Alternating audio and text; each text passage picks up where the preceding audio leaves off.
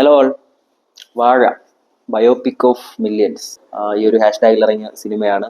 അപ്പോൾ അത് അങ്ങനത്തെ രീതിയിൽ തന്നെ അത് കണക്ട് ആവുന്നുണ്ട്. ഒരുപാട് മില്യൻസ് ആയിട്ടുള്ള ഒരുപാട് പയ്യന്മാരുടെ ഒരു ലൈഫ് പറയുന്ന ഒരു സിനിമ തന്നെയാണിത്. ആനന്ദ് മേനോനാണ് ഇത് ഡയറക്റ്റ് ചെയ്തിരിക്കുന്നത്. അദ്ദേഹം ഗൗതമന്റെ രഥം എന്ന് പറഞ്ഞൊരു സിനിമ മുൻപ് ഡയറക്റ്റ് ചെയ്തിട്ടുണ്ട്. ഇത് രണ്ടാമത്തെ സിനിമയാണ്.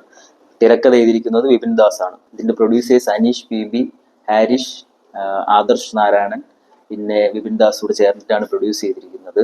ഇതിന്റെ മ്യൂസിക് അങ്കിത് മേനോനാണ് ചെയ്തിരിക്കുന്നത്. ഇതിൽ അഭിനയിച്ചിരിക്കുന്നത് സിജു സണ്ണി, ജോമോൻ ജ്യോതിർ, ബേസിൽ ജോസഫ് ഉണ്ട്, പിന്നെ അമിത് മോഹൻ, പിന്നെ സാഫ് ബ്രോ, പിന്നെ മീനാക്ഷി ഉണ്ണികൃഷ്ണൻ, പിന്നെ അസീസ്, കോട്ടയം നസീർ, നോബി ചേട്ടൻ, അങ്ങനെ ഒരു കുറച്ച് അത്യാവശ്യം ഫെമിലിയർ ആയിട്ടുള്ള ഒരുപാട് പേരുണ്ട് ഈ ഒരു സിനിമയിൽ. ഇതിന്റെ സ്റ്റോറി പറയുന്നത് കുറച്ച് എല്ലാവർക്കുമായിട്ട് കണക്ട് ചെയ്യാൻ പറ്റുന്ന ഒരു രീതിയിൽ ഈ ബാക്ക് ബെഞ്ചേഴ്സ് ആയിട്ടൊക്കെ ഉള്ള എല്ലാവരും എപ്പോഴും പറയില്ലേ, ഒരു വാഴ വെച്ചാൽ മതിയായിരുന്നു എന്ന് പറയുന്ന സ്റ്റുഡൻസ് കാണുമല്ലോ ക്ലാസ്സിൽ ഭൂരിപക്ഷവും. അപ്പോൾ അവരുടെ പറ്റിയുള്ളൊരു അവരുടെ ഒരു പ്രഷറും അവരുടെ ഒരു വീട്ടിലെ ചുറ്റുപാടും അവരുടെ ആ ഒരു ഫ്രണ്ട്ഷിപ്പിന്റെയും എല്ലാ ഒരു ബോണ്ട് കാണിക്കുന്ന ഒരു സിനിമയാണ്. അപ്പോൾ ഈ സിനിമ ഇൻട്രോയിൽ ഒരു അത്യാവശ്യം കോമഡിയൊക്കെ ആയിട്ട് കണക്ട് ചെയ്യാൻ പറ്റുന്ന കോമഡിയാണ്. നമുക്ക് ചിരി വരുന്ന രീതിക്കുള്ള കോമഡി ഉണ്ട്. കോമഡിയൊക്കെ ആയിട്ട് അങ്ങനെ പോയി നല്ല രസിപ്പിക്കുന്ന രീതിയിലാണ് പോകുന്നത്.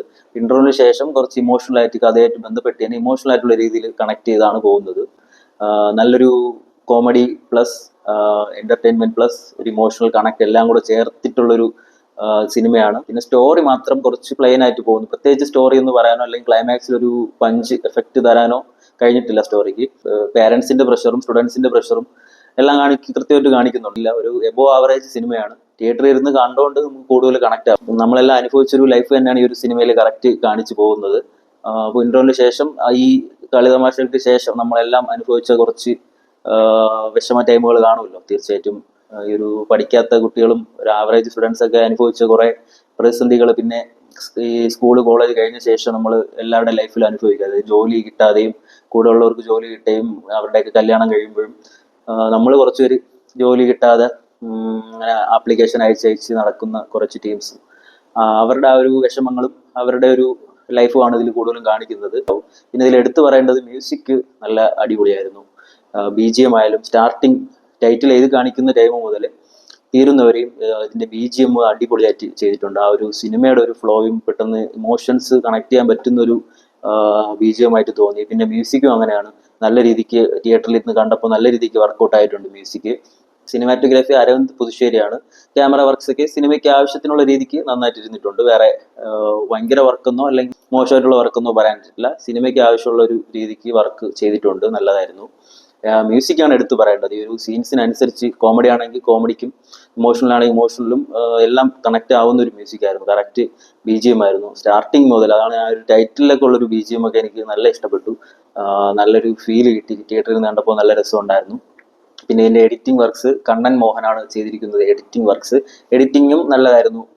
സ്റ്റാർട്ടിങ്ങിലും കുറച്ച് പാസ്റ്റും പ്രസന്റും എല്ലാം മിക്സ് ചെയ്ത് കാണിക്കുന്ന ഒക്കെ ഉണ്ടായിരുന്നു. അപ്പൊ അതെല്ലാം നല്ലതായിരുന്നു. എഡിറ്റിംഗ് വർക്ക്സ് എല്ലാം നല്ലതായിരുന്നു. പിന്നെ പറയേണ്ടത് ഇതിലെ പെർഫോമൻസ് ആണ്.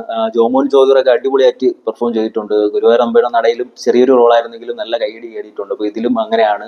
അസീസ് നെടുവങ്ങാട്, നോബി, കോട്ടയം നസീർ ഇവരെല്ലാം നല്ല പെർഫോമൻസ് ആയിരുന്നു. പ്രത്യേകിച്ച് കോട്ടയം നസീർ എനിക്ക് ഒരുപാട് ഇഷ്ടപ്പെട്ടു. ചേട്ടൻ്റെത് അടിപൊളിയായിട്ട് ഇമോഷണലും ദേഷ്യവും എല്ലാം കറക്റ്റ് ഒരു ഫീലിൽ കാണിച്ചിട്ടുണ്ട്. എല്ലാവരും നല്ലതായിട്ട് പെർഫോം ചെയ്തു. കുട്ടികളായിട്ട് വന്നത് പ്രത്യേകിച്ച് എനിക്കൊരു അമിത് മോഹൻ എന്ന് പറയുന്ന ഒരു പയ്യൻ, അത് ഞാൻ വേറെ സിനിമയിലൊന്നും കണ്ടിട്ടില്ല, ഉണ്ടായിരുന്നു എന്ന് അറിയില്ല.